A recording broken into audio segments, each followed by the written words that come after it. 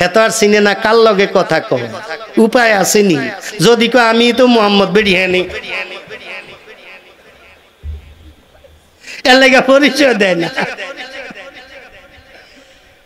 উনি বললেন মহিলা তুমি কোথায় যাইবা? বলল অমুক জায়গায়। আপনি যদি অনুমতি দেন আপনি বৃদ্ধা মহিলা আপনার সামানগুলা আমি বাড়িতে পৌঁছাইয়া দেই। মহিলা বলল এটা হইলে তো বাবা খুব ভালো হয়। নবীজি নিজে হাতে নিয়ে মহিলার বাড়িতে মহিলার সামান পৌঁছাইয়া দিয়া বললেন এখন কেমন লাগে? কয় বাবা একটু ভালো লাগে। তখন নবীজি বললেন এখন একটা কথা বলি, আপনি যেই মুহাম্মদের ভয়ে পালাইতে আছেন ওই মুহাম্মদ জি কি আপনি দেখছেন? কয় না বাবা দেখি নাই। আর দেখার যেই সুযোগ আইছে আমার উপায় আছিল না তোমার কারণে রক্ষা। মোশতাক ফয়জি একজন বক্তা আছে নামগোদেশ, নাম শুনছেন না? এই ওনার এক ওয়াজের মধ্যে আমি শুনছি ওনার এক কাছের মানুষ বলে এরকম হসপিটালে ভর্তি হয়েছে। তো উনি বলে কইতে আছে আমার হুজুর মোশতাক ফয়জি সাহেব যদি আমার একটু চাইয়া যাইতো আমি ভালো হয়ে যাইতাম বা আমারতে ভালো লাগতো। তো ফোলায় ফোন দিছে দিয়া কইছে হুজুর আব্বাই কইছে আপনার একটু দেখতো চায় আর আব্বার অবস্থা ভালো না মনে হয় বাঁচতো না। কয় কি অবস্থা? কয় না ওই পায়ের তলাত কুতকুতি দিয়ে চাইছিল রে না মনে হয় এডি মরে আইছে। হাতের মধ্যে টিপ দিয়ে চাইছি লড়াচড়া নাই মনে হয় মরে আইছে এডি। ফোলাই কইতে আছে না তাহলে তো অবস্থা খারাপ। বাচ্চা ঠিক আছে আমি আইছে আওয়ার পরে এই ওনারও সেম অবস্থা, দাড়ি নেই বুঝছেন, দাড়ি নেই, দাড়ি নাই অবস্থায় আছে। উনি আইয়া বিভিন্ন সাইয়া দোয়া টোয়া করলো। এর মধ্যে কইলো ভাই অনেক দিন তো হয়ে গেল হসপিটালে আছেন, আগেও অসুস্থ ছিলেন, তো এখন শরীরটা কেমন লাগে? না হুজুর পাও তো লাড়তে পারিনি, এটি সব শেষ, হাতও শেষ। না আল্লাহ বাঁচাইতে পারে। উনি দোয়া করলেন অনেকক্ষণ। এরপরে কইছে ভাই দাড়িটার ব্যাপারে কি চিন্তা করছেন? একবারে সেম কথা। হুজুর আরো সপ্তাহখানিক আগে নিয়ত করে লেছি দেন না এই কুদ্দুর খোসা খোসা হয়েছে হুজুর দেখেন না। আচ্ছা যাক ভালো হয়েছে। হসপিটালতে ভালো হইয়া বাইতেছে দাঁড়িয়ে আছে। মাসখানিক পরে না দেহা ওনার লগে আবার দেখে যে একবারে সুরা সাইড চালাইছে। পরে মোশতাক ফয়জি সাহেব বলে কারণ ওই যে মাসখানিক আগে হসপিটালে আমি দেখিয়েছি আমনেরে নি কাজী হুজুর কিনলি গা আমার নামনে দেখিয়ে এলেন দোয়া করে এলেন। ওই যে একটা কথা আমার লগে কইছিল ওই দাড়ি রাখিয়া দিছে হেডা নামনে কি যে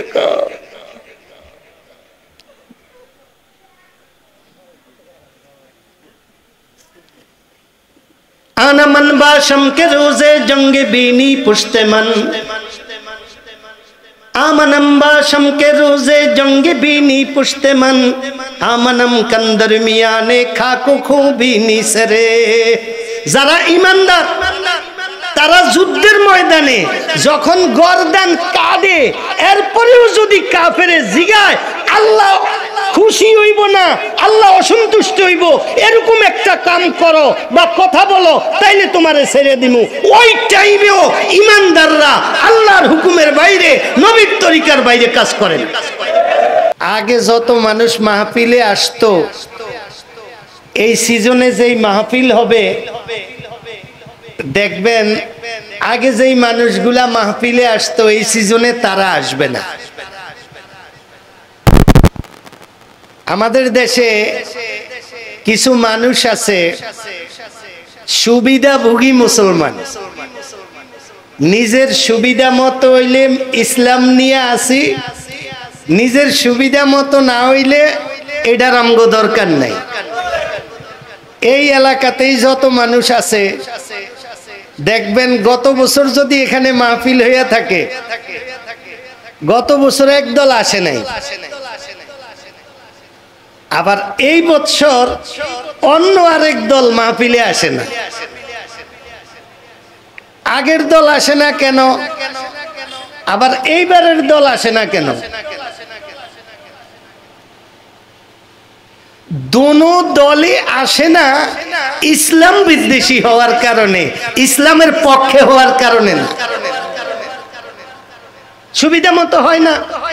সুবিধা মতো হইলে ইসলাম। আল্লাহ পাক কোরআন শরীফের মধ্যে বলছেন, আফাতুমিনুনা বিবাদিল কিতাবি ওয়া তাকফুরুনা বিবাদ।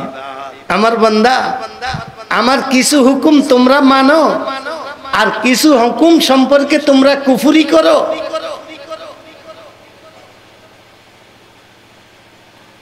আমরা মুসলমান, আমাদের ইসলামের ব্যাপারে নিয়ম থাকতে হবে আমান্না ওয়া সাল্লামনা, ঈমানও আনলাম আবার মানলামও। যে এইভাবে ইসলামকে গ্রহণ করে সে মুসলমান। আর যে শুধু জানে মানে না, তার মুসলমানি রক্ষা করা কিন্তু কঠিন। মুসলমান নাম দেওয়া, মুসলমান হিসাবে পরিচয় দেওয়া, এগুলা খুব কঠিন কিছু না, কিন্তু মুসলমান হিসাবে বাইচা থাকা ঈমানের সাথে এটা কঠিন ব্যাপার। ছোট ছোট স্বার্থের কারণে মানুষ ইসলাম বিদ্বেষী কাজ করে ফেলায়, এরকম হয় না? অথচ সাহাবায়ে কেরাম রাদিয়াল্লাহু তাআলা আনহুম আজমাইনরা নবীজি যা বলতেন সবাই তা মানতেন। এক সাহাবী আসছেন নবীজির কাছে, আয়েশা বললেন, আল্লাহর হাবিব, আমি ইসলামের এই এই কাজগুলা করি, আমার কি ঠিক আছে কাজগুলা? বলছে কি করো? উনি বললেন, আল্লাহর হাবিব, আমি তো ফরজ নামাজ পড়ি, আমি রোজা রাখি, আমার হজ আছে, আমি যাকাত দেই, আল্লাহ যা বলছেন তা মানি, আপনিও যা বলেন করার জন্য সেটা মানি, যেটা ছাড়তে বলছেন ওটা ছাড়ি, এর বাহিরে একটু কমাইও না, একটু বাড়াইও না। আমি কি ঠিক আছি? নবীজি বললেন, তুমি ঠিক আছো এবং তুমি জান্নাতি। দেখেন, ইবাদত কিন্তু খুব বেশির কথা বলে নাই। হুজুর আমি তাহাজ্জুদ পড়ি, এটা বলে নাই। হুজুর আমি ফজরের পরে মাগরিবের পরে খুব জিকির আজকার করি, এটা কিন্তু বলে নাই। হুজুর আমি নফলের মধ্যে খুব আছি, এটা কিন্তু বলে নাই। উনি শুধু বলছেন, আল্লাহর হাবিব, আমি ফরজ আদায় করি, যেমন নামাজ, রোজা, হজ, যাকাত, এগুলো আমার ঠিক আছে। আল্লাহ যেটা বলছেন আমি কমাইও না বাড়াইও না, ঠিক আছে, ওটার মধ্যে রাখি। আপনি যেটা বলেন ওটাও কমাই না বাড়াই না। নবীজি বললেন, তুমি ঠিক আছো, তুমি জান্নাতি। আর এখন আমরা যে এত ইবাদত করি, এরপরে ওদের আমগরে না যারা হুজুর তারাও জান্নাতি কয় না, নিজের তো মনে হয় আমি জান্নাতে যামু, এডি দিয়ে আমগো নিজেরও মনে হয় না, মানুষও আমগরে বলে না। আমগো সমস্যাটা কোন জায়গায়? আমগো তো তাসবিহ আছে, আমগো তো বিভিন্ন নামাজের পরে ইবাদত আছে, আমাদের তো ইবাদতের শেষ নাই। আউয়াবিন আছে, ইশরাক আছে, তাহাজ্জুদ আছে, জিকির আজকারের মধ্যে তো কমি নাই। এরপরেও আমাদেরকে কেউ জান্নাতি বলে না, আমরা নিজেরাও জান্নাতে যামু, তৃপ্ত হইতে পারি না। এটার কারণ কি? হযরত ওমর রাদিয়াল্লাহু তাআলা আনহু বললেন, একবার আমার মনে হয় আমি জাহান্নামী, আবার আমার কাছে মনে হয় আমি 1 নম্বর জান্নাতি। দেখেন ওনার আমলের কত ধার, কি পাকা পোক্তা কথা। আমার মনে হয় আমি 1 নম্বর জান্নাতি, আবার চিন্তা করলে মনে হয় আমি জাহান্নামী, যদি আল্লাহ আমার জান্নাত না দেয়। অথচ হযরত ওমর রাদিয়াল্লাহু তাআলা আনহু জান্নাতি, আল্লাহর পক্ষ থেকে স্বীকৃতি প্রাপ্ত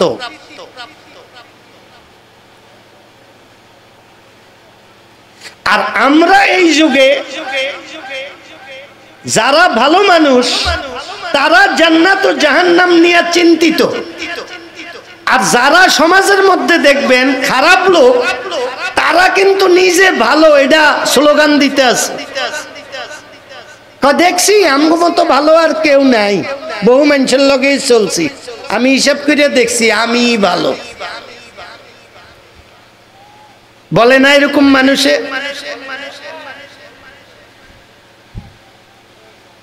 অথচ বাংলাতেও একটা কথা কিন্তু আছে, মানুষে যদি কেউ রে ভালো বলে সে ভালো, নিজের ভালো নিজে বলতে হয় না, যে ভালো তার ভালো নিজে বলতে হয় না। হাদিসের মধ্যে আছে আমাদের প্রিয় নবী মুহাম্মদুর রাসূলুল্লাহ সাল্লাল্লাহু আলাইহি ওয়াসাল্লাম বলেন, যেই ব্যক্তি দুনিয়াতে ভালো সে নিজেও ভালো বলতে হয় না, মানুষে খারাপ বললেও সে খারাপ হবে না। তাহলে আল্লাহ সে যে ভালো এটা বুঝবো কেমনে? নবীজি বলেন আল্লাহ পাক এই ব্যক্তির ভালো বুঝানোর জন্য ফেরেশতা নিযুক্ত করে রাখছেন। এই ফেরেশতারা মহল্লায় মহল্লায়, এলাকায় এলাকায়, দেশে দেশে ঘুইরা মানুষকে জানিয়ে দেয়, এ মানুষেরা অমুক মানুষটা কিন্তু ভালো, অমুক মানুষটা ভালো। দুনিয়ার কেউ ভালো বলে না, কিন্তু আল্লাহ ভালো বলাইতেছে। দেখবেন এই লোক মারা গেলে মানুষ হুমরি খাইয়া তার জানাজায় পড়বে। আমি এমনি বুঝি না, কিন্তু তার জানাজায় মানুষের অভাব নাই। কেমনে আসলো? নবীজি বলেন যারা ভালো মানুষ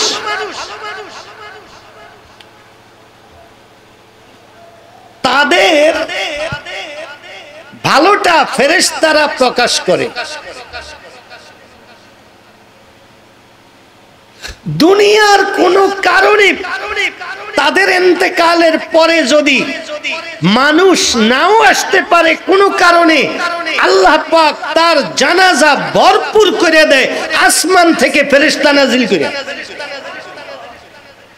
এর জ্বলন্ত প্রমাণ দেখেন, আমাদের দেশে একজন বুজুর্গ মানুষ ছিলেন, ওনার ইন্তেকাল হইল করোনার সময়।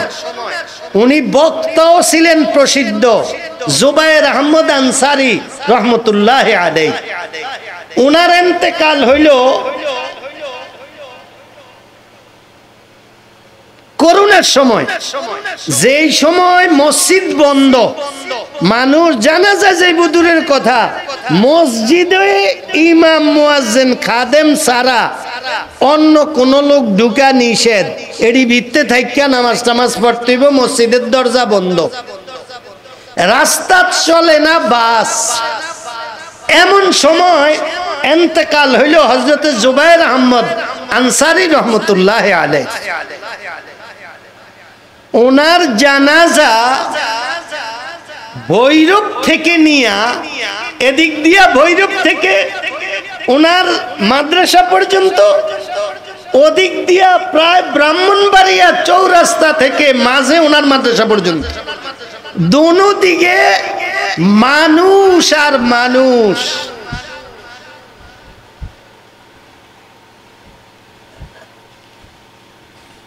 অনেকে বলে কয়েক লক্ষ মানুষ হয়েছে, এটা অনেকে বলে। এমন কি ওনার এই জানাজা নিয়া বাংলাদেশে বিভিন্ন খবরে, বিভিন্ন টিভিওয়ালারা, সাংবাদিকরা ওনার এই জানাজারও বিরোধিতা করছে, যে এটা একটা কাম হইল। এই করোনার মধ্যে লক্ষ লক্ষ মানুষ একত্রিত হয়ে গেল, তাদের কি কোনো হুঁশ জ্ঞান আছে? এখন সবটি মানুষ না মরব?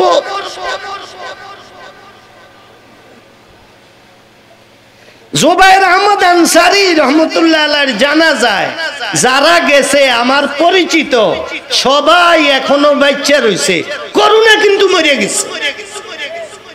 বুঝাইছে? এখন করোনা আছে, বুঝা গেল এটা মারা গেছে, কিন্তু ওনার জানাজায় যারা গেছে তারা সব দিয়ে এখনো বাচ্চা রয়েছে। আচ্ছা, তো এত মানুষ তো যাইতে পারে নাই, লক্ষ লক্ষ মানুষ, এরা আইলো করতে। এরা ওই যে নবীজি বলছেন আল্লাহর কোন ইমানদার বান্দা ইন্তেকাল হয়ে গেলে তার জানাজাতে আল্লাহর পক্ষ থেকে ফেরেশতা পাঠিয়ে দেওয়া।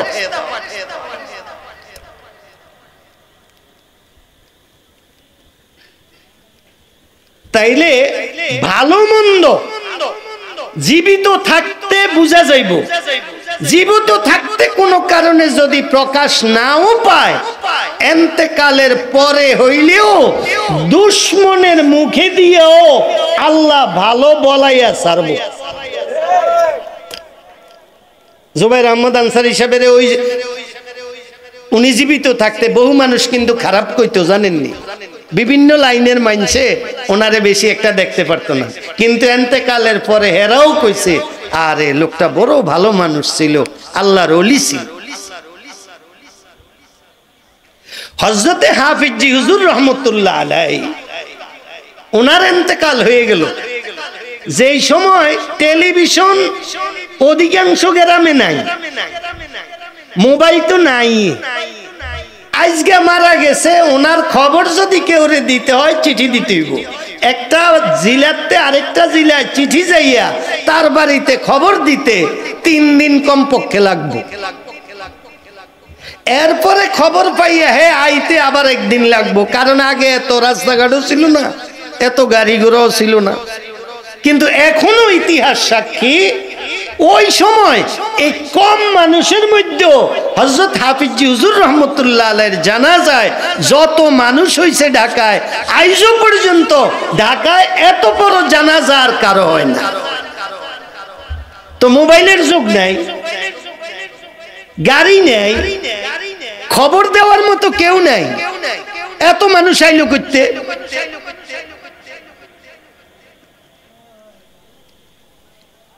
আল্লাহ পাকের পক্ষ থেকে আল্লাহ পাক মানুষের দিলে দিলে খবর পৌঁছে দেয়। হযরত ইয়াকুব আলাইহিস সালাম, ইউসুফ আলাইহিস সালামের আব্বা, উনি হঠাৎ একদিন বলে উঠলেন, আমি বাতাসের সাহায্যে ইয়ামানে বৈশা বৈশা মিশর থেকে আমি খোদার ঘেরান পাইতে আছি। একটু পরে উনি বলতেছেন, আমি এই ইয়ামান দেশে বৈশা বৈশা আমার ইউসুফের ঘেরান পাইতে আছি। মানুষে বললেন, ইয়াকুব আলাইহিস সালাম, ইয়াকুবের যখন আপনার ছেলেরা আপনার বাড়ির পাশে খেলাধুলার জন্য নিয়ে গেল আপনার অনুমতি নিয়া, তখন যে সে কোথায় ছিল, কি হয়েছিল, আজকে এতটা বছর চলে গেছে, কিছুই যে বলতে পারেন না। এখন হঠাৎ বলতেছেন আপনি ইউসুফের ঘেরান পান।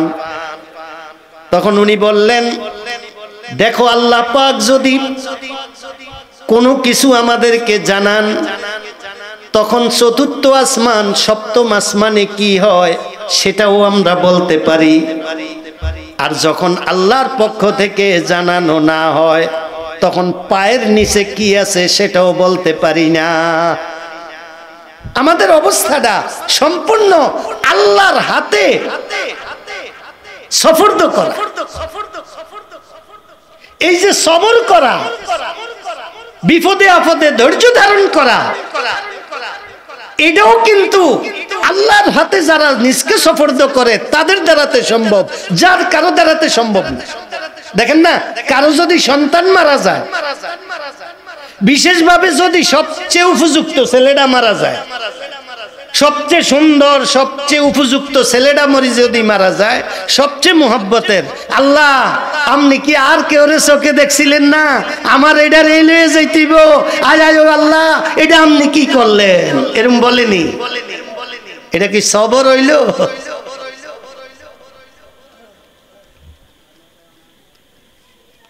তো এই ব্যক্তি আল্লাহর খুব কাছের হইতে পারবো? আল্লাহর খুব কাছের হইতে পারবো কে? হযরত ইয়াকুব আলাইহিস সালাম। কেন হযরত ইয়াকুব আলাইহিস সালাম ইউসুফ আলাইহিস সালামকে হারায় ফেলাইলেন? ছেলেরা আয়েশা বলল, আব্বা ইউসুফ রে তো বাঘে খাইয়া ফেলাইছে।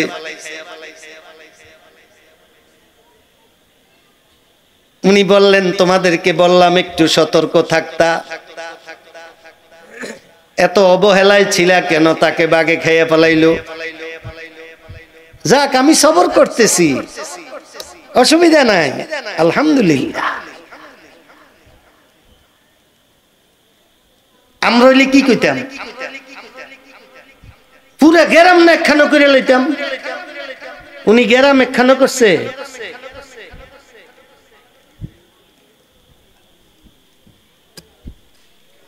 এই কথাটাই তো আম্বিয়া কেরামরা বলে গেছেন, ইন্না সলাতি ওয়া নুসুকি ওয়া মাহিয়ায়া ওয়া মামাতি লিল্লাহি রাব্বিল আলামিন। আল্লাহ, আমার জীবিত থাকা, আমার মৃত্যু থাকা, আমার হায়াত, আমার মৌত, এটি সব তোমার হাতে সফর। তুমি যখন যাকে ইচ্ছা নিয়ে যেতে পারো। আমি মাত্র হইলাম আমার 1 বছর, এর মধ্যে আমার আব্বা মারা গেছে। এখন আমগো গ্রামের মানুষে কইতে আছে, আরে আল্লাহ এটা আপনি কি করলেন, এই ফুলাডার কি হইব? হ্যাঁ, এই ফুলাডার কি হইব?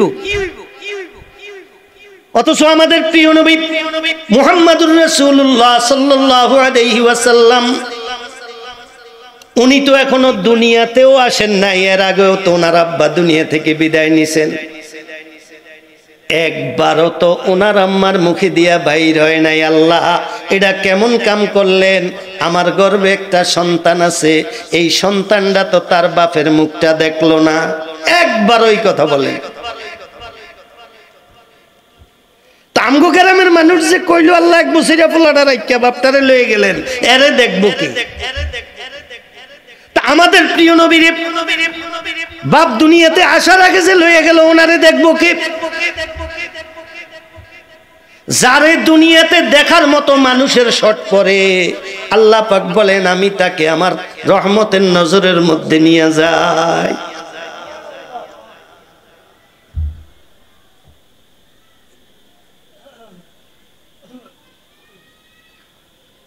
আসহাবে কাহাফের নাম শুনছেন না? নাম শুনছেন? কোরআন শরীফে একটা সূরা আছে, সূরাতুল কাহফ। গর্তের মধ্যে 7 জন মানুষ ছিল।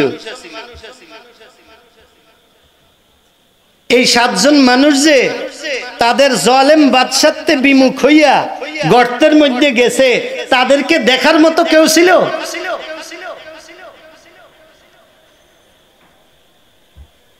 তারা যদি বলতো আয় আল্লাহ তাআলা আমনেরে মানার জন্য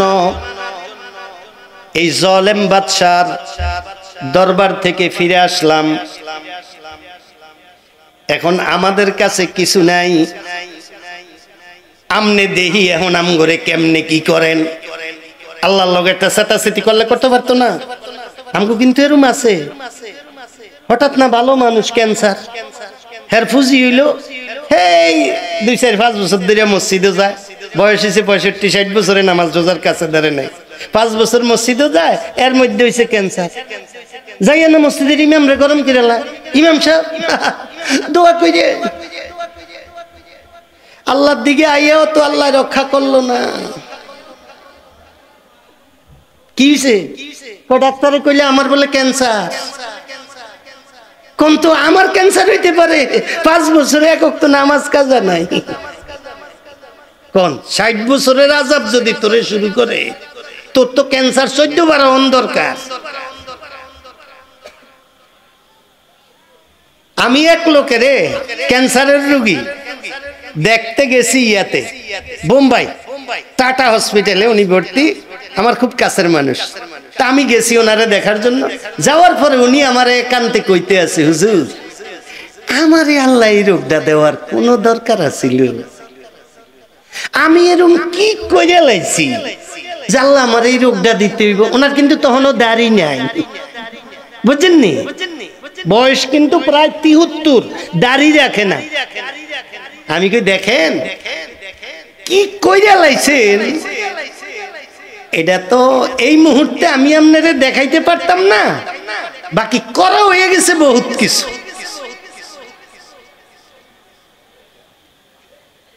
শুধু আমি একটু ইঙ্গিত দিলাম,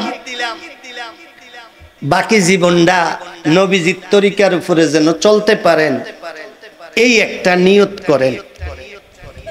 এর মধ্যে দাড়িও একটা আছে, নিয়ত করেন এটা আর কাটবেন না। কজন নিয়ত করে লেছি আরো 2 দিন আগে।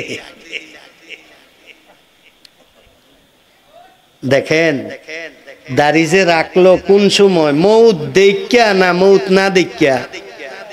মৌত দেখা কেউ যদি ঈমান আনে, ঈমান গ্রহণযোগ্য। আমি ওনারটা বলবো না ওনারটা গ্রহণযোগ্য না, ওনারটা গ্রহণ হইতে পারে, কারণ আমাদের নবীজির উম্মতে গো একটা ফ্যাসিলিটি আছে। কিন্তু মৌত দেখা কিন্তু ফেরাউন ঈমান আনছিল। আমানতু বিরব্বি মূসা ওয়া হারুন, যখন দেখছে যে বাঁচার আর লক্ষণ নাই, এরপরে ডুবে মৌত, তখন সে কইতে আসিল আমি মূসা এবং হারুনের রবের উপরে ঈমান আনলাম। আল্লাহ কই কি জিবরাইল, হের এই কথা তো আমার ভাল লাগে না, হের মুখ মাড়ি দিয়ে দাও, হে যেন আর কথা না কইতে পারে। পরে না হের মুখের মধ্যে মাড়ি দিয়া ডিবা দিয়া হের আগ বন্ধ করাই দিছে, জানেন না এটা? আল্লাহ তো মানুষ ঈমান আনলে খুশি হয়, তো আল্লাহ খুশি না হইব, আল্লাহ দে মাটি দিয়ে মুখ বন্ধ করে দিছে। কারণ যেই টাইমে ঈমান আনতে হয় সে ওই টাইম পার করে লাইছে। কিন্তু আমরা আমাদের প্রিয় নবী মুহাম্মদুর রাসূলুল্লাহ সাল্লাল্লাহু আলাইহি ইসলামের উম্মতদের জন্য শেষ কথাটাও যদি ঈমানের কথা হয়, এখানেও আল্লাহ মাফ করে দেন। কিন্তু সমস্যা হইছে এই শেষ কথাটাও আমরা কিন্তু রাখি না। মোস্তাক ফয়জি একজন বক্তা আছে নামগোদেশ, নাম শুনছেন না? এই ওনার এক ওয়াজের মধ্যে আমি শুনছি, ওনার এক কাছের মানুষ বলে এরকম হসপিটালে ভর্তি হয়েছে। তো উনি বলে কইতে আছে, আমার হুজুর মোস্তাক ফয়জি সাহেব যদি আমার একটু চাইয়া যাইতো আমি ভালো হয়ে যাইতাম বা আমারতে ভালো লাগতো। তো ফোলায় ফোন দিছে, দিয়া কইছে হুজুর আব্বাই কইছে আপনার একটু দেখতো চায়, আর আব্বার অবস্থা ভালো না, মনে হয় বাঁচত না। কয় কি অবস্থা? কয় না ওই পায়ের তলাত কুতকুতি দিয়ে চাইছিল রে, না মনে হয় এডি মরে আইছে। হাতের মধ্যে টিপ দিয়ে চাইছি, লড়াচড়া নাই, মনে হয় মরে আইছে এডি। ফোলাই কইতে আছে, কয় না তাহলে তো অবস্থা খারাপ, বাচ্চা ঠিক আছে আমি আইছে। আওয়ার পরে এই ওনারও সেম অবস্থা, দাড়ি নেই, বুঝছেন? দাড়ি নেই, দাড়ি নাই অবস্থায় আছে। উনি আইয়া বিভিন্ন চাইয়া দোয়া টোয়া করলো, এর মধ্যে কইলো ভাই অনেক দিন তো হয়ে গেল হসপিটালে আছেন, আগেও অসুস্থ ছিলেন, তো এখন শরীরটা কেমন লাগে? কয় না হুজুর পাও তো লাড়তে পারিনি, এটি সব শেষ, হাতও শেষ। কয় না আল্লাহ বাঁচাইতে পারে। উনি দোয়া করলেন অনেকক্ষণ, এরপরে কইছে কয় ভাই দাড়িটার ব্যাপারে কি চিন্তা করছেন? একবারে সেম কথা। হুজুর আরো সপ্তাহখানিক আগে নিয়ত করে লেছি, দেন না এই কুদ্দুর খোসা খোসা হয়েছে, হুজুর দেন না। আচ্ছা যাক ভালো হয়েছে, হসপিটালতে ভালো হইয়া বাইতে আইছে, দাঁড়িয়ে আছে। মাসখানিক পরে না দেহা ওনার লগে আবার দেখে যে একবারে সুরা সাইড চালাইছে। পরে মোস্তাক ফয়জি সাহেব বলে কারণ ওই যে মাসখানিক আগে হসপিটালে আমি দেখে আইছি, আমনের নি কাজী হুজুর কিনলে গিয়া আমার নামনে দেখে এলেন, দোয়া করে এলেন। ওই যে একটা কথা আমার লগে কইছিল, ওই দাড়ি রাখিয়া দিছে, হেডা নামনে কি যে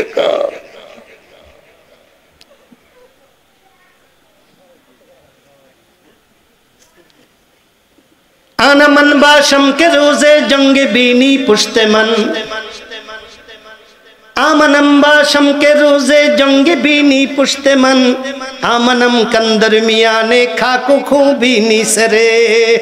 যারা ঈমানদার তারা যুদ্ধের ময়দানে যখন গর্দান কাঁদে, এরপরেও যদি কাফেরে জিগায় আল্লাহ খুশি হইব না, আল্লাহ অসন্তুষ্ট হইব, এরকম একটা কাম করো বা কথা বলো, তাইলে তোমারে ছেড়ে দিমু। ওই টাইমেও ঈমানদাররা আল্লাহর হুকুমের বাইরে, নবীর তরিকার বাইরে কাজ করেন। এরকম মানুষগুলা মারা গেলে তাদের জানাজায় দুনিয়ার লোক না আসলেও ফেরেশতা দিয়া আল্লাহ ময়দান ভরে দেয়।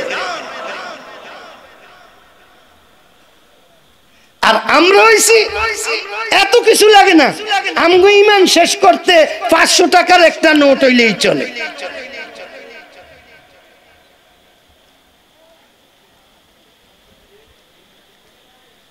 বেশি লাগে না, 500 টাকা, এবং এটা প্রতিদিন দেওয়ার লাগে না, নির্দিষ্ট একটা সময় একটা রাত দিলেই সারে।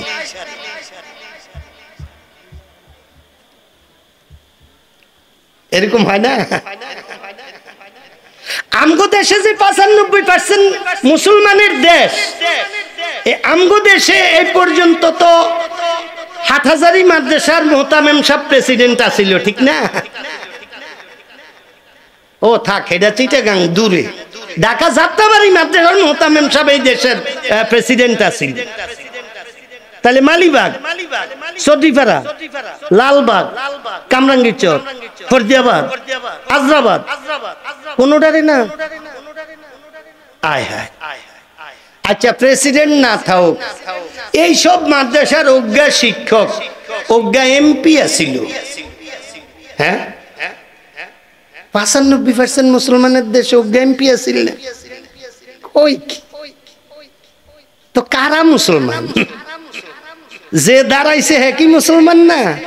আর যদি উনি মুসলমান হয়, যে ওনারে ভোট দেয় না, হে কি তাহলে মুসলমান না? যে কোনো একটা জায়গায় কিন্তু ঘাটতি আছে। जगह जी लगाने के दुनिया नहीं, जगह जी लगाने के दुनिया नहीं,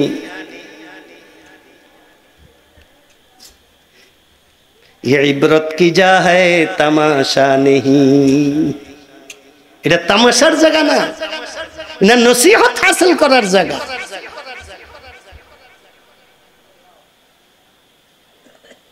এক সময় মানুষ বলতেও তো পারে না এই কথা।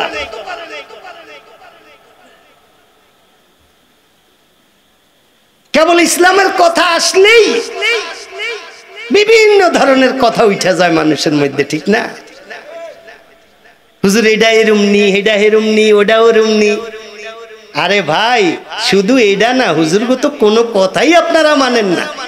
শুধু জানাজার সময় হুজুরগো দরকার। সেদিন উনি এক নেতায় কয়, আমরা জানাজা পড়ানো শিক্ষা লাইছি। ভালো করছেন ভাই, আমার তো খুব খুশি লাগছে। এটা ভালো হয়েছে, জানাজাও যেহেতু শিক্ষা গেছেন ভালো হয়েছে, কারণ হুজুরগো দিয়ে আর দরকার নাই, আমনে গোটা আমনেরা এই সারে।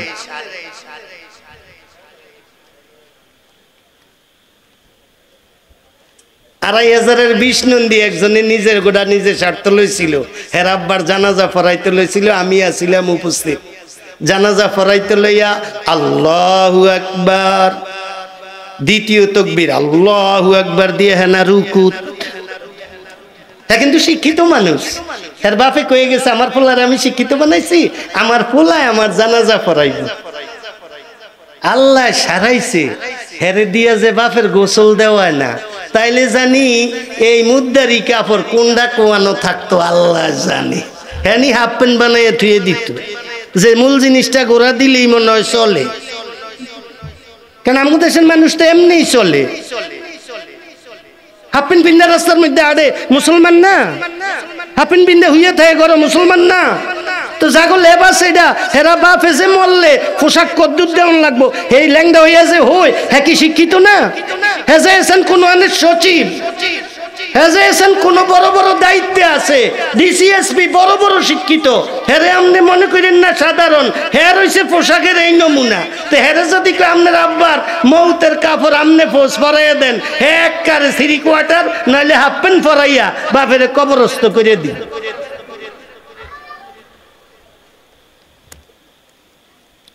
আমগো যে কোনো কথাই সাধারণ মানুষ মানে না, এটার প্রমাণ আমি আপনাদের কাছে দেই। এই গ্রাম ফোলামাইয়া গো বিয়া হয়নি, হয় না? এই যে 2 শুরুতের মানুষ আছে এই গ্রাম, হাজি সাহেব আছে, গাজী সাহেব আছে, আলেম আছে, কারি সাহেব আছে, হাফেজ সাহেব আছে। এই হাফেজ সাহেব, কারি সাহেব, আলেম সাহেব গো ফোলা বিয়া হয়, মাইয়া বিয়া হয়। এই হাফেজ সাহেব আলেম সাহেব কারি সাহেব গো মাইয়া ফোলার বিয়ের মধ্যে গায়ে হলুদ হয়নি হয় হয় না এই আলেম না কারি সাহেব না হাফেজ সাহেব না এরম এই এলাকাতে কোন একটা বিয়ে আছে যে গায়ে হলুদ হয় না হয়নি না হয় না এই যে হয় জাগো ফোলা পাইন বিয়া হয় বিয়া দেয় মাইয়া গো এরি কি মুসলমান নিও মুসলিম মুসলমান তো এই তিন জাত মুসলমান জাগোটাতেই অনুষ্ঠান হয় না হেরাও তো মুসলমান তো হেগোটাত যে হয় এটা এক পদের মুসলমান এটা আরেক পদের মুসলমান এটা হইছে বাপেরে কাপড় ফরাইতে দিলে হাফেন ফরাই লইব মৌতের পরে এটা এই মুসলমান কথা বুঝেন না মুসলমান হাফেন ফরাই না নইলে আবার মুসলমানের বিয়ের মধ্যে আবার গায়ে হলুদ হয় কেমনে আচ্ছা গায়ে হলুদ যে হয় এই গায়ে হলুদের অনুষ্ঠানের মধ্যে শুধু ফোলা থায় না মাইয়া থায় না মিলাইয়া থায় এই মিলাইয়া যে থায় বউয়ে আর জামাইয়ে আইয়ে না জেডি আইয়ে এডি বেশিরভাগে বিয়ে হয় না ফোলারও অনু বিয়ে হয় না মাইয়ারও অনু বিয়ে হয় না এরম তো যদি এরুমে হয় মাইয়ারও বিয়ে হয় না ফোলারও বিয়ে হয় না এরম যদি সব দিয়ে একখানে হয় এন হলুদের মধ্যে কি হয় ও একজনকে ঝামেলা হয় কি ঝামেলা হয় আল্লাহ জানে আমার ভাইয়েরা আমি আমার বলার উদ্দেশ্য হইল আমগো যে কেন বিপদ আইয়ে কেন রোগ ব্যারাম হয় আমরা আমগো কিন্তু দোষ দেখি না তালাশ করলে দেখবেন দোষ ছাড়া 24 ঘন্টার মধ্যে আমাদের কোনো কাজে নেই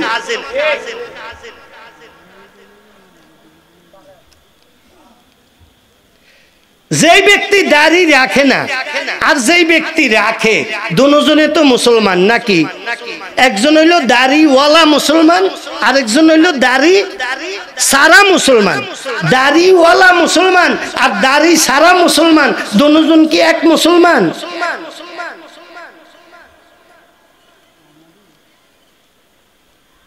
আল্লাহ পাক বলেন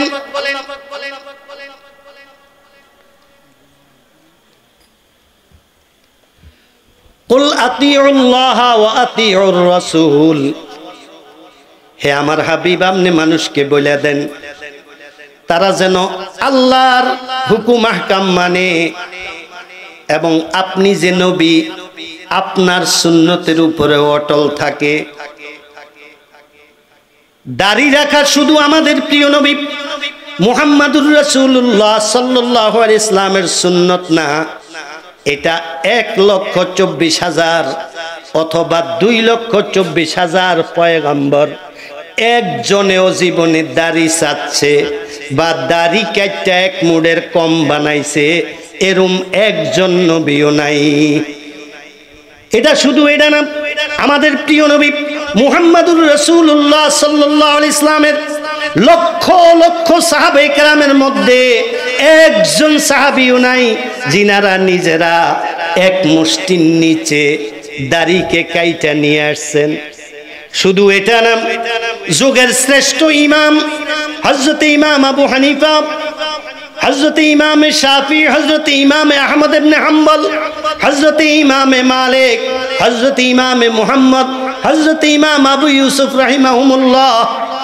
ওনারা কেউ কোনোদিন দাড়ি কাটেন নাই এমনকি যেই পীরদের আপনারা নাম শুনেন হযরত শাহজালাল ইয়ামানি রহমতুল্লাহ আলাইহি হযরত আব্দুল কাদের জিলানী রহমতুল্লাহ আলাইহি হযরত শাহপরান ইয়ামানি রহমতুল্লাহ আলাইহি খাজা মঈনুদ্দিন চিশতি রহমতুল্লাহ আলাইহি সহ সারা পৃথিবীতে যদি যত বড় ওলি আল্লাহ গাউস কুতুবের নাম শুনেন একজন ওলিও দুনিয়াতে ওলি হইতে পারে নাই দাড়ি ছাড়া একজন মানুষও ওলি হইতে পারে আর আমরা যাদেরকে মসজিদে রাখতে হইলে ইমাম হুজুর হাফেজ হইতে হইব, হুজুর কারি হইতে হইব, হুজুর মুফতি হইতে হইব, হুজুর ফালগিরি থাকতে হইব, হুজুর এই হইতে হইব, বিয়া সাইডা লাগবো, এত কিছু করার পরে অজ্ঞা ইমাম। ইমাম হইছে নেতা, মহল্লার অজ্ঞা ইমাম। এক মহল্লাত মসজিদ তিনটাও থাকে, এক মহল্লার নেতৃত্ব দিব তিনজনে। এরপরে আবার এত শর্ত, পুরাটা দেশ একজনের হাত দিয়া দেন। ওই বেড়ায় মুফতি অন লাগবো জিগাইছেন নি? ওই বেড়ায় হাফেজে কোরআন অন লাগবো জিগাইছেন নি? ওই বেড়ার মধ্যে ইসলামী চাল চলন, নবীর আদর্শ থাকতে হইব, এটা কি কোনোদিন জিজ্ঞাসা করছেন? তাহলে আমরাও তো মুসলমান, নেতাও মুসলমান, অনেক নেতারে নেতা বানায় কোন মুসলমানে? এটা তো একটু দেখার বিষয়। মুসলমানি বুয়াদ করদান নেহাদান, বুঝেন কিছু? একদল আছে এখন আর ওয়াজ হইতো না, এখন হুজুররা রাজনৈতিক লাইনে চলে গেছে, এখন আর হুজুরদের কথা শোনা যাবে না। তোমার আউন লাগতো না, তুমি আইও না বাবা, তুমি তোমার নেতারে নিয়ে থাকো। কোরআন শরীফের মধ্যে আছে ওয়াদাউফাত তালিবু ওয়াল মাতলুব। হাসরের ময়দানে কিছু মানুষ আছে যারা নিজেরাও দুর্বল এবং যারা তাগরে মানছে তারাও দুর্বল হইয়া সব জাহান্নামে যাইব। আমার নেতা দাড়ি ছাড়া, আমি নিজেও দাড়ি রাখি না, এই ব্যক্তি সম্পর্কে আমাদের প্রিয় নবী বলছেন, ক্বালা রাসূলুল্লাহি সাল্লাল্লাহু আলাইহি ওয়াসাল্লাম, মান তাশাব্বাহা বিকওমিন ফাহুয়া মিনহুম। যে যেই সম্প্রদায়ের সাথে নিজকে মিশায় রাখবো, সম্পর্ক রাখবো, তার হাসর তার সাথে হবে। আমার যদি দাড়ি থাকে, আমার হাসর মুহাম্মাদুর রাসূলুল্লাহ সাল্লাল্লাহু আলাইহি ইসলামের সাথে হবে, কারণ আমার নেতা উনি, ওনার দেখা দেখা আমিও দাড়ি রাখছি। হযরত ওমর রাদিয়াল্লাহু তাআলা আনহু দাড়ি রাখছেন। আমিও যদি সমাজে নেতৃত্ব দেই, আমিও দাড়িওয়ালা, আমার হাসর হবে হযরত ওমর রাদিয়াল্লাহু তাআলা আনহুর সাথে, কারণ উনিও সৎ ব্যক্তি ছিলেন। আমিও যদি সৎ হই, ওনার নেতৃত্ব সৎ, আমারও নেতৃত্ব সৎ হয়, উনি ইসলামের উপরে অটল ছিলেন, আমিও ইসলামের উপরে অটল ছিলাম, এই মিলের কারণে আমি হযরত ওমরের কাছে দাঁড়ে যাওয়ার উপযুক্ত লোক না। কিন্তু নবীজি বলেন, যেহেতু তুমি তার সাথে মিল রাখছো, তোমার হাসর তার সাথে হবে।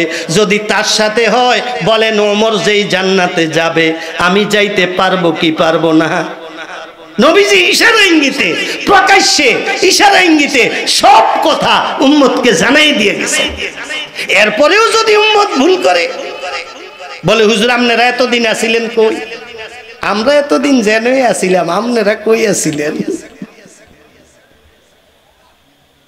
আমরা তো মসজিদে চাকরি করি, আমগো মসজিদের সভাপতি সেক্রেটারি ছিল আওয়ামী লীগের। একটা কথা কইলে আমগরে গাড় ডাব দিয়ে বাইর করে দিব, এর লাগে আমরা হেগো বিরুদ্ধে কথা কই না। আপনারা আছিলেন কই? এখন যে আবার আপনারা বাইর করে দেওয়ার ভাব হইছে, তো পার্থক্য কি? হ্যাঁ, মুসলমান হয়েছে শুধু দেখানোর জন্য। এরপরে গজব আইলে কয় আমরা এরম কি কইয়া লাইছি, আমগো উপরে এরম গজব আইয়ে কা। এখনো বুঝেন না কি লেগে যে আইয়ে? ওই যে 65 বছরে 60 বছর নামাজ পড়ে না, 65 বছরে 5 বছর নামাজ পড়ে ক্যান্সার হয়েছে, কে কইতে পারতো না? আরে 60 বছরের হিসাব দে, এর লেগে হইছে।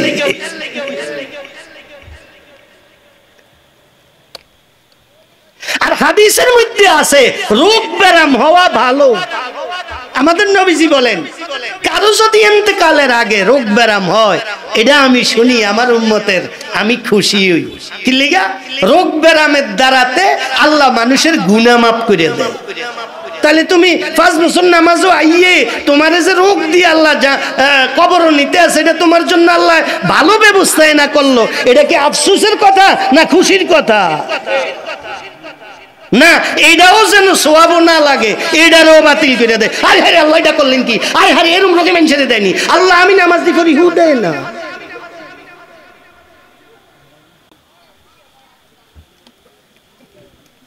আসলে কি হুদা?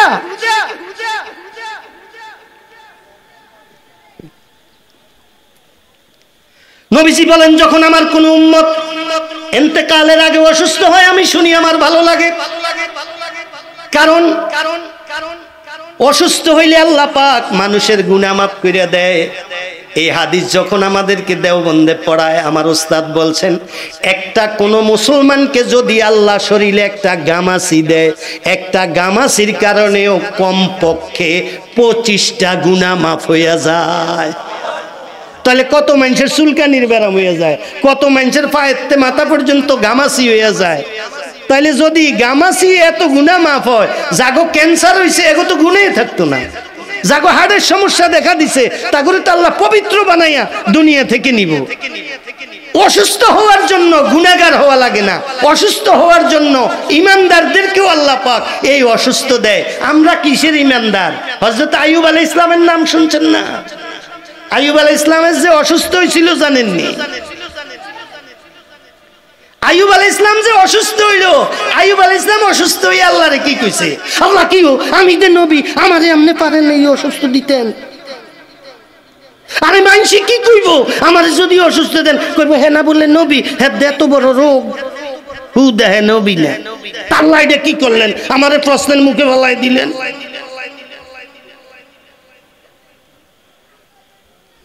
এটা উনি বলছেন?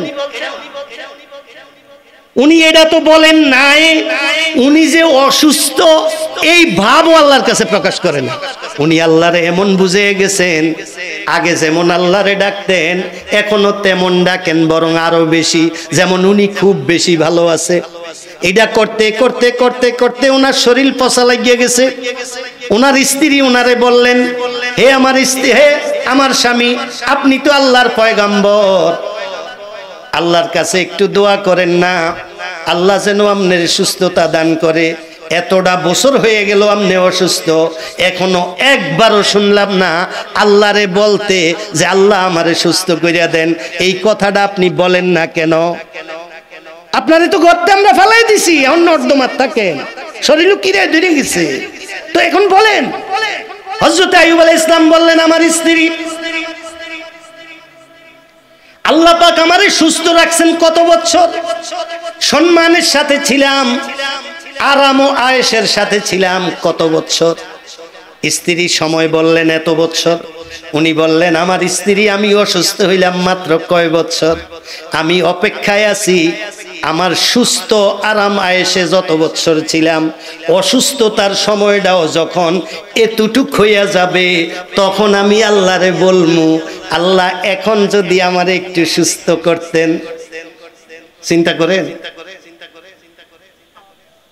আর আমগো যদি একটু পেট ব্যথা আইসগা হয় রাত, এটা যদি আল্লাহ আল্লাহ করে জোহর পর্যন্ত তাই পরে দিন, আল্লাহ ও এটা কি শুরু হইলো, এরম ব্যথায় মানুষের দে। চুরে ফাতেয়া পড়িয়া না বলে পানি খাইলে রোগ ভালো হয়, এই পর্যন্ত 100 বার পড়িয়া খাইলাম, আপনার ব্যথা যায় না কা?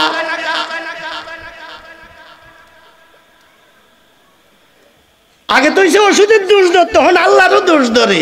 আল্লাহ সূরা ফাতিহা বলে সব রোগের ওষুধ খাইয়া তো লাইলাম কতবার, কই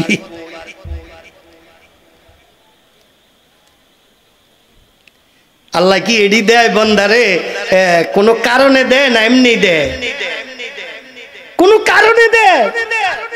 আইয়ুব আলাইহিস সালামের এই কথা বলার সাথে সাথে আল্লাহর রহমতের মধ্যে জোশ চলে আসছে, আল্লাহ খুশি হয়ে গেছে। এ জিবরাইল, শয়তানে কই? শয়তানে না কইছিল আদম রে বানাইতাম না, আদমে বলে আমার শুকরিয়া আদায় করতো না, আমার লগে লাগিয়া যাইব।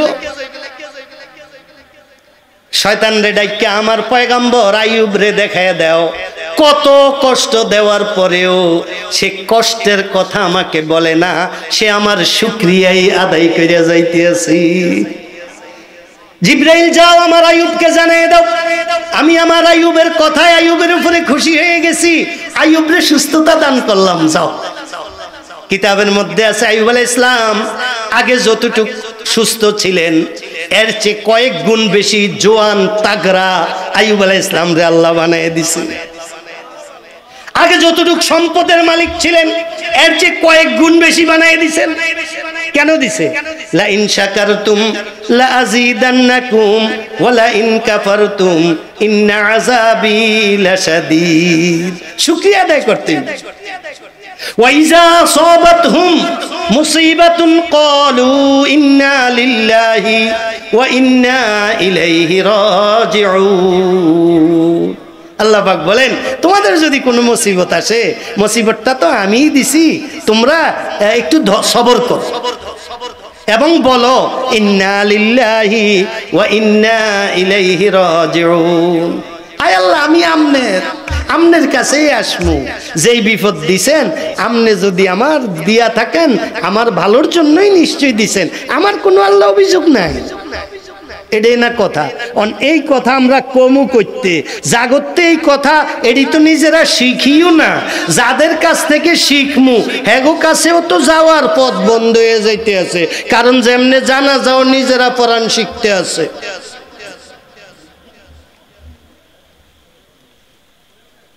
কথা বুঝেন না?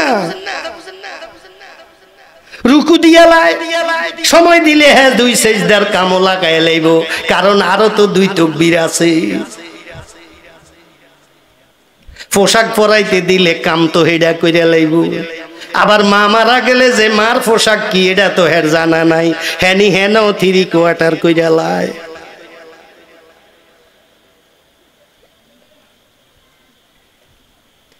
হযরত রশিদ আহমদ গাঙ্গুহি রহমতুল্লাহ আলাইহি বলেন, আমি আল্লাহর কসম খাইয়া বলি, হযরত রশিদ আহমদ গাঙ্গুহি রহমতুল্লাহ আলাইহি, রশিদ আহমদ গাঙ্গুহি রহমতুল্লাহ আলাইহি নাম শুনছেন? আজ থেকে 100 বছর আগে হযরতে আনোয়ার শাহ কাশ্মীরি রহমতুল্লাহ আলাইহি বা 150 বছর আগে এবং হযরত রশিদ আহমদ গাঙ্গুহি রহমতুল্লাহ আলাইহির যুগে ভারত উপমহাদেশের যত উলামায়ে কেরাম ছিলেন সমস্ত উলামায়ে কেরামদের মধ্যে একটা একত্ব কথা ছিল যে 600 বছরের মধ্যে হযরত রশিদ আহমদ গাঙ্গুহি রহমতুল্লাহ আলাইহির মতো এত বড় আলেম, এত বড় আল্লাহর ওলি বুজুর্গ 600 বছরের মধ্যে আর কেউ আসে নাই। কিয়ামত পর্যন্ত আর কেউ আসবে কিনা আমাদের মনে হয় না। এই রশিদ আহমদ গাঙ্গুহি রহমতুল্লাহ আলাইহি বলছেন, খবরদার খবরদার, তোমরা উলামায়ে কেরামদের সাথে ঝগড়া ফাসাদে যাইও না, উলামায়ে কেরামদেরকে গালিগালাজ করবা না, খবরদার খবরদার।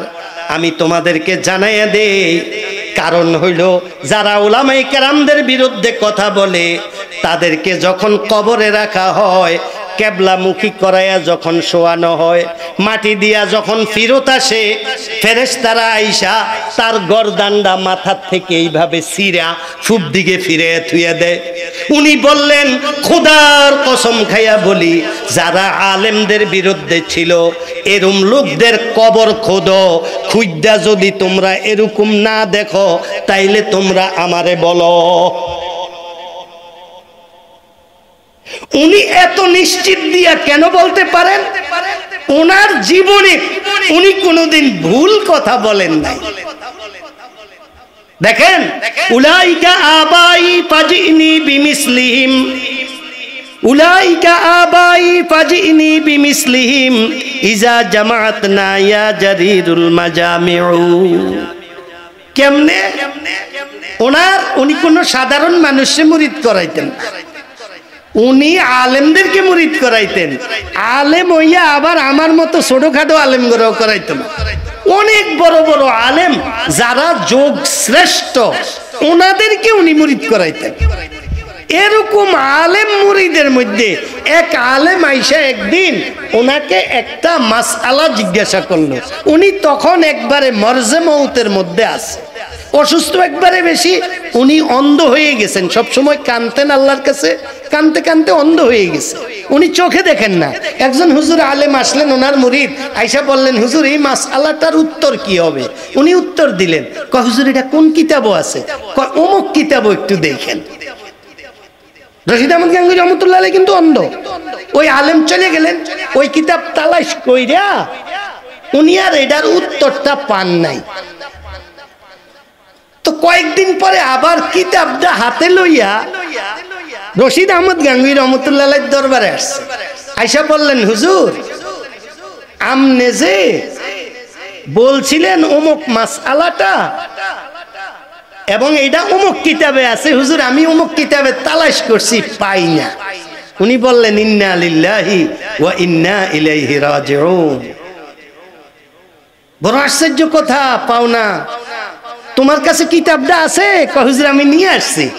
কিতাবটা আমার কাছে দাও। কিতাবটা ওনার কাছে দিছে রশিদ আহমদ গাঙ্গুহি রহমতুল্লাহ আলাইহির কাছে।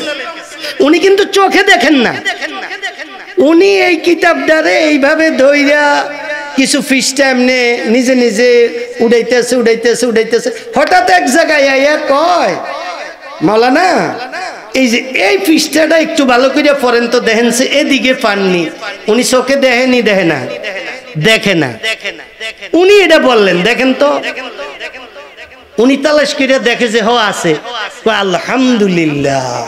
ওই মাওলানা বলল, হুজুর ওই সময় ইন্না লিল্লাহ পড়লেন, এখন আলহামদুলিল্লাহ বললেন কেন? মাওলানা শুনো, আজ থেকে বহু বছর আগে যখন ভারত উপমহাদেশের মানুষ আমি যেই কথাই বলি এই কথাই মানে, তখন আমি আল্লাহ পাককে বলছিলাম, আয় আল্লাহ তাআলা, আমি রশিদ আহমদকে মানুষ যেইভাবে মানা শুরু করছে, এরম যদি হয় যে আমি একটা ভুল কথা বইলা পালাইছি, আসলে এটা আপনার কথাও না, নবীর কথাও না, এটা শরীয়ত বিরোধী কোনো কিছু, কিন্তু মানুষ এটাকেই মানা শুরু করবে যে রশিদ আহমদ বলছে, এটা ভুল হইতে পারে না। আয় আল্লাহ তাআলা, আমি আপনার কাছে একটা নিশ্চয়তা চাই যে আমার মুখে দিয়া কোনোদিন যেন ভুল কথা না বাহির হয়। ও মাওলানা, আল্লাহ পাক আমাকে কথা দিছিলেন, রশিদ আহমদ এই দায়িত্ব তোমার আমি নিলাম, তোমার মুখ থেকে কোনোদিন আমি আল্লাহ ভুল কথা বাহির করব না। তুমি যখন বললা কিতাবের মধ্যে এই মাসআলাটা পাও নাই, আমি ইন্না লিল্লাহ পড়ছি, কারণ হইল আমি ভাবছি আল্লাহ পাকের সাথে আমার যেই চুক্তি ছিল, আমার মনে হয় ওই চুক্তিটা মনে হয় বাতিল হয়ে গেছে। কিন্তু এখন আবার যখন তুমি বলছো আমি যেই জায়গার কথা বলছি ওই জায়গায় আছে, তখন আমি শুকরিয়া আদায় করলাম এই জন্য যে আল্লাহ পাকের সাথে আমার যেই চুক্তি ছিল ওই চুক্তি আল্লাহর রহমতে এটা বাতিল হয় নাই। এই রশিদ আহমদ গাঙ্গুহি রহমতুল্লাহ আলাইহি বলছেন, তোমরা আলেমদের সাথে বিদ্বেষ করো না, আলেমদের বিপক্ষে কথা বইলো না, মানো না মানো সেটা অন্য ব্যাপার, আলেমের বিপক্ষে কথা বলতে যাইও না। যদি কেবলামুখী হইয়াও কবরে তোমারে শোয়াইয়া দেয়, খোদার কসম খাইয়া বলি, ফেরেশতারা আইসা তোমার গর্দানটা ছিঁড়া পূর্ব দিকে ফিরাইয়া থুইয়া দিব। যদি তোমাদের বিশ্বাস না হয় আলেমদের বিরুদ্ধে কথা বলছে, এরম একটা কবর খুইদ্দা তোমরা দেখো। বুঝাচ্ছে, যিনি চোখে দেখেন না তখনও দেখেন, যিনি আগে বুঝেন না তখনও বুঝেন, এটা হয়েছে আল্লাহর কারণে, আল্লাহ পাক ওনাকে ওই তৌফিক দিয়েছে। এই জন্য আমার ভাইয়েরা খুব সতর্ক থাকতে হবে।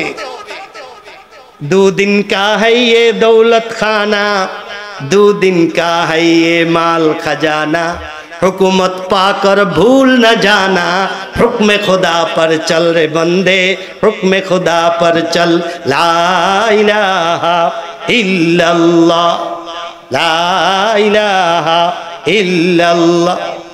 আমাদের প্রিয় নবী মুহাম্মদুর রাসূলুল্লাহ সাল্লাল্লাহু আলাইহি ওয়াসাল্লাম মক্কা শরীফ থাকতে পারেন নাই। এখন যদি মানুষে কয় দেখছি না কোন হওয়াদের নবী, এলাকার মানুষই তো দেখতে পারে না, দেখছি না মক্কা থাকতে পারছে, কিলে আমার বাগাই দিছে, এটা কথা? এই কথা বলা যাইব?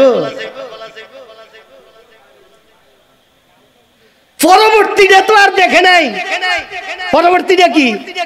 আবার মক্কা শরীফ আসছেন, কেমন ভাবে?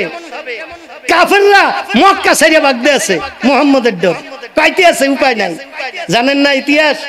কত প্রসিদ্ধ ঘটনা, এক মহিলা দৌড়াইতে আছে, ফোজা একটা থো একটা লয় একটা থো একটা থো।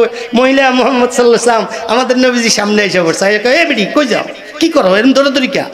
কাহে কথা কইরো না, আইতে আছে বানাইলে কয় কে আই? মুহাম্মদ আইতে আছে, আমরা হেরে যেই জ্বালান চালাইছি হে মক্কা শরীফ অলরেডি ঢুকিয়া গেছে, কোন সময় যে সামনে পড়িয়া যাই খাইয়া লাইব, সবাই ফলাইয়া গেছে, আমার সামান বেশি এর লাইগা আমি যাইতে পারি না, নইলে আমিও এতক্ষণ যাইতাম গিয়া। হেতো আর চিনে না কার লগে কথা কম, উপায় আসেনি, যদি কো আমি তো মোহাম্মদ বেড়ি হ্যাঁ নেই, এর লাইগা পরিচয় দেয় না। উনি বললেন মহিলা তুমি কোথায় যাইবা? বলল অমুক জায়গায়। আপনি যদি অনুমতি দেন আপনি বৃদ্ধা মহিলা, আপনার সামানগুলা আমি বাড়িতে পৌঁছে দেই। মহিলা বলল এটা হইলে তো বাবা খুব ভালো হয়। নবীজি নিজে হাতে নিয়ে মহিলার বাড়িতে মহিলার সামান পৌঁছে দিয়া বললেন এখন কেমন লাগে? কয় বাবা একটু ভালো লাগে। তখন নবীজি বললেন এখন একটা কথা বলি, আপনি যেই মুহাম্মদের ভয়ে পালাইতে আছেন ওই মুহাম্মদ যে কি আপনি দেখছেন? কয় না বাবা দেখি নাই। আর দেখার যেই সুযোগ আইছে আমার উপায় আছিল না তোমার কারণে রক্ষা। নবীজি বললেন খোদার কসম খায়া বলি ও মহিলা, আমি আল্লাহ পাকের শেষ জামানার পয়গম্বর মুহাম্মদুর রাসূলুল্লাহ সাল্লাল্লাহু আলাইহি ওয়াসাল্লাম, আমি আপনার কষ্ট দেইখা আপনার সামানটা বাড়িতে পৌঁছে দিলাম। ওই মহিলা বইলা উঠলো তুমি যে আল্লাহর পয়গম্বর এটার মধ্যে আমার কোনো সন্দেহ নাই, জলদি আমারে কলেমা পড়াইয়া মুসলমান বানায়া দাও। আমার ভাইয়েরা, উলামায়ে কেরামের শাসন, উলামায়ে কেরামের অবস্থা, ইসলাম যে শান্তির ধর্ম, কেবল মুখে মুখে স্লোগান শুনছেন, একবার ইসলামকে আইনা দেখেন ইসলাম কত শান্তির ব্যাপার।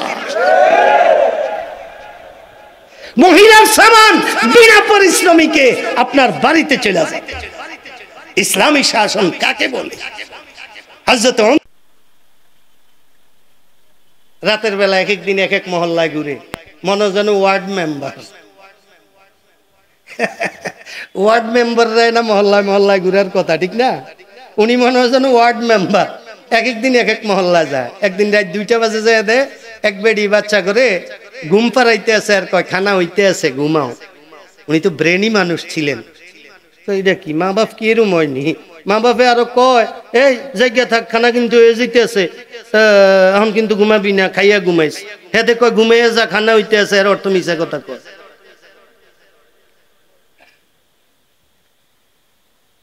উনি দৌড়ে চলে গেলেন বাইতুল মালিক,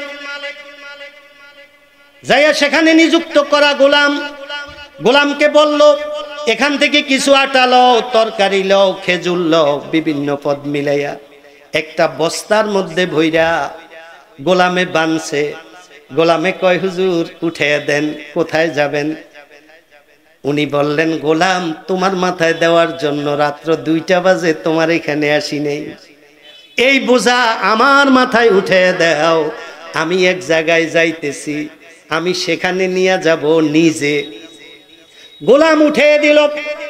হযরত ওমর ওই মহিলার বাড়িতে গেলেন, যাইয়া ওই মহিলাকে বললেন তোমার বাচ্চারা মনে হয় না খাইয়া আছে? বলল হ্যাঁ, ঘরে কিছু নাই। উনি বললেন এই যে এখান থেকে বিভিন্ন প্রকারের খানা আছে, বাচ্চাদেরকে উঠাইয়া খাওয়াও।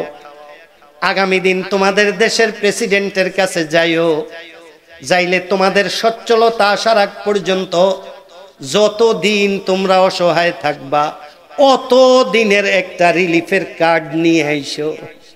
ওই মহিলা যাইয়া দেখে রাতের বেলা কাঁধে কইরা যেই ব্যক্তি আমার বাড়িতে বোঝাই না দিছে, এটা আর কেউ না, অর্ধ পৃথিবীর প্রেসিডেন্ট আমিরুল মুমিনিন হযরতে ওমর রাদিয়াল্লাহু তাআলা আনহু।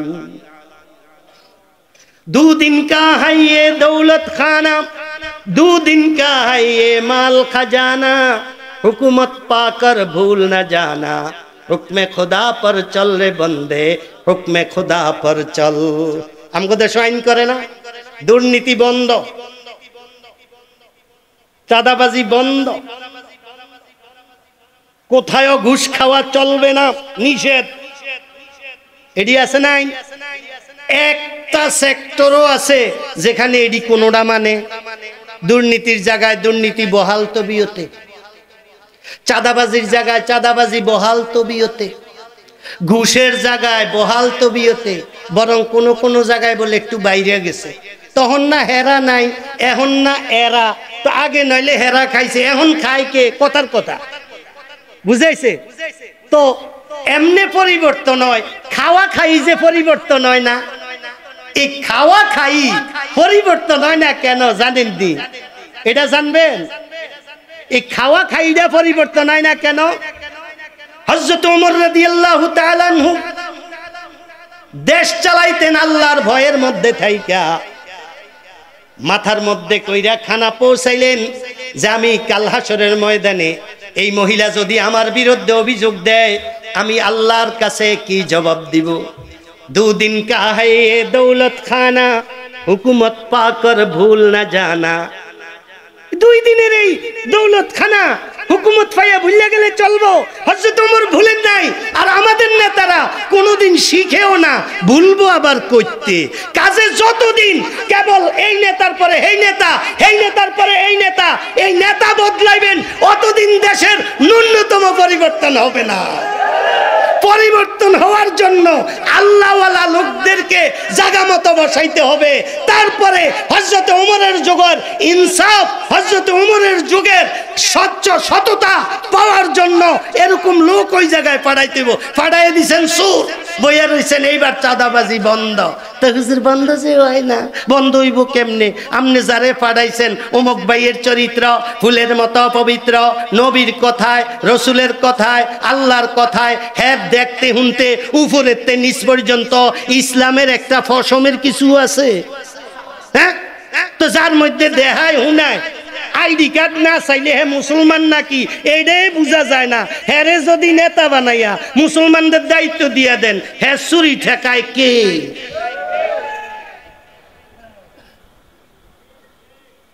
কেবল কয়ে উনার মতো মানুষের এটা আশা করি নে।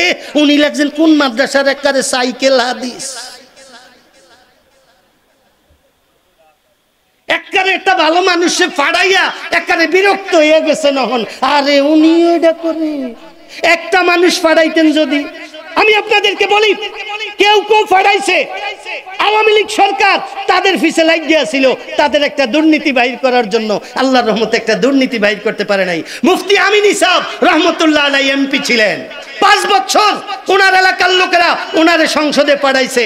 এই 5 বছরে একটা দুর্নীতির অভিযোগও ওনার নামে উঠাইতে পারে না। মুফতি শহীদুল্লাহ সাহেব রহমতুল্লাহ আলাইহি ওনার এলাকার লোকেরা ওনার এমপি বানাইছিলেন, ওনারে দূরবীন দিয়া তালাশ করছে, ওনার একটা দুর্নীতি বাহির করা যায়নি, একটা দুর্নীতি বাহির করা যায় নাই। মুফতি ওয়াক্কাস সাহেব রহমতুল্লাহ আলাইহি আমগো দেশে যে একটা স্লোগান আছে জানেননি? নিজের খাইয়া নিজের খাইয়া। জানেননি এটা? জানেন কেমনে জানেন? এই স্লোগান তো আপনার আমার এলাকার না, এই স্লোগান আইছে করতে, এটার শানে নজরুল জানেননি? এই স্লোগান আসছে মুফতি ওয়াক্কাস সাহেব রহমতুল্লাহ আলাইহির এলাকা থেকে। উনি যখন দেওবন্দ থেকে লেখাপড়া কইরা বাংলাদেশও আইছে, হঠাৎ আইছে নির্বাচন। ওনার এলাকার লোকেরা কইতে আছে, হুজুর আপনি একটু ইলেকশন করেন, আপনি আমগো এমপি হন। কয় হ আমি এমপি হমু। কয় না হুজুর হন। কারে না নির্বাচন করতে কত টাকা পয়সা লাগে? এই টাকা পয়সাও আমার নাই ভাই, আর এডি সম্পর্কে আমার জানাও নাই কিছু, কাজে আমারে এনেও দিয়েন না। আপনারা অন্য মানুষ আরো তো আলেম আছে ওনাদেরকে। এলাকার লোকেরা ধরলো না হুজুর আমনে হন। এই ওনার এলাকার লোকেরা ওনার নির্বাচন করছে, 1 টাকাও নেয় নাই। এই ওখানে স্লোগান হয়েছিল নিজের খাইয়া, ওনার মার্কা ছিল লাঙ্গল।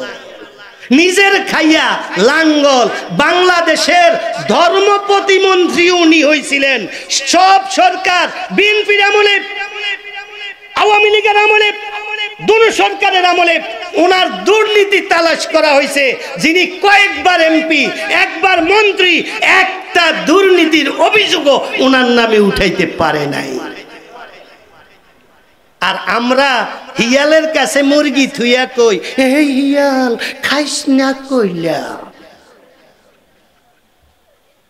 হিয়ালে কয় না আমি খাইতাম না, আমি কিন্তু পরেশগার। কাচ্চা তো দিয়া গেলাম। 1 ঘন্টা পরে গুরুন দিয়ে মুরগি পাইছে, কা পরেশগার না বলে। আমাদের দেশের নেতারাও কিন্তু ইলেকশন আইলে আইয়া কয় আমি কইলাম পরেশগার। এই যে তাহাজ্জুদ একবারে বাদ নাই, এবার মুরগি দিয়ে দেন, যেহেতু তাহাজ্জুদ বাদ নাই 1 ঘন্টা পরে পাইবেন। কারণ এটি হচ্ছে হঠাৎ মুসলিম, বুঝাইছেনি? টুফিও তো হাওলাত করে নেয়, আইয়া পড়ছে কারে আমনে মসজিদে ঢুকতেন না, মসজিদে ঢুকমু টুফি তো আনি না, কারে টুফির অভাব আসেনি। পরে ওই মসজিদও ফইরা থাকে না কতুরি প্লাস্টিকের, ওই আর আমনের তাল পাতার আরো কি কি এডি দিয়া না হেরে কোন রকম সাজাইয়া নিয়ে তুইয়া দেয়।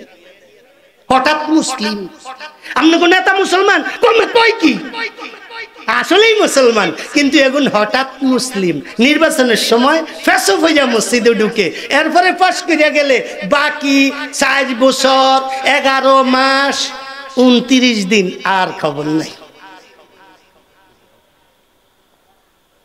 হঠাৎ মুসলিম নেতা।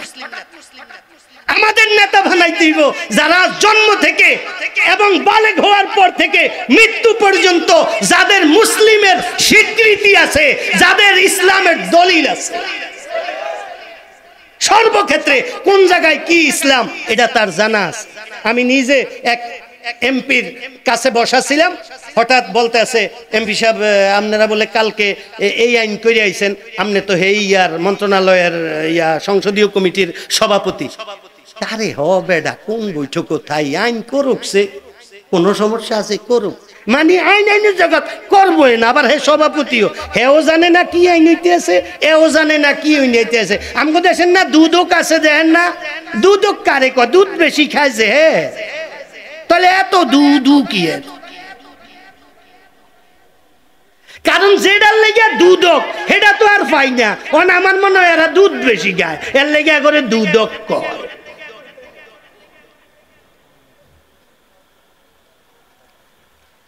আজকে দেখি 2 অফিসার, দুজনের দাড়ি আছে, দুজনের মাথার টুপি আছে, সাবার একজনে একজনে বুঝাইয়া হোতায় লইতে আছে। পরে 2 জনে সরাইছে, পুলিশে ফোন দিছে, হ্যালো আপনাদের মধ্যে ঝগড়া হয়েছে, ঘুষের টাকা নিয়ে 5000 টাকা।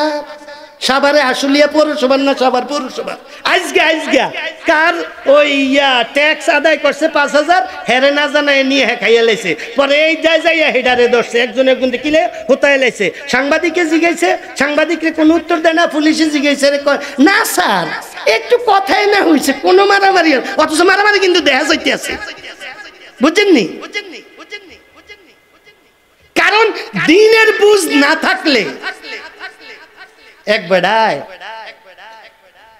এই যে গুড় বেছে না বাজার, গুড় বেছে দেন, গুড়া লাগো দেখবেন একটা লাড়ি থায়, লাড়ির মাথাত কদ্দুর ঝাড়ুটারু ফেসাই না, কেরম দড়ি মরি ফেসাই না থায়, এই কদ্দুর পরে পরেই হ্যাঁ এটা দিয়ে এরম এরম করে, মনে হয় যেন গুড়ের বাতাস করে। আসলে গুড়ের বাতাস করে না, এন মাছি বইয়া যায়, এর লেগা মাছিরে দেখায়, মাছি তোর কইলাম উপায় না, এই যে দেখ শুধু লাড়ি না দড়িও আছে, দরকার হইলে বাইন্ডালাম। তো এই মাছি করে কি, এটা দেখলে যাই গিয়া, যখন এটা সরায় মাছি আইয়া সীমা দিয়া, যতক্ষণ লাড়ি আছে অতক্ষণ এটা নিয়ে ব্যাপার। আমগো দেশ আইন করে যতক্ষণ পুলিশ লগে লগে পাহারা দেয় অতক্ষণ নাই, এরপরে যাইয়া ঘুষের টিয়া সাদার টিয়ার মধ্যে সীমা দিয়া। আল্লাহ বুঝার তৌফিক দেন।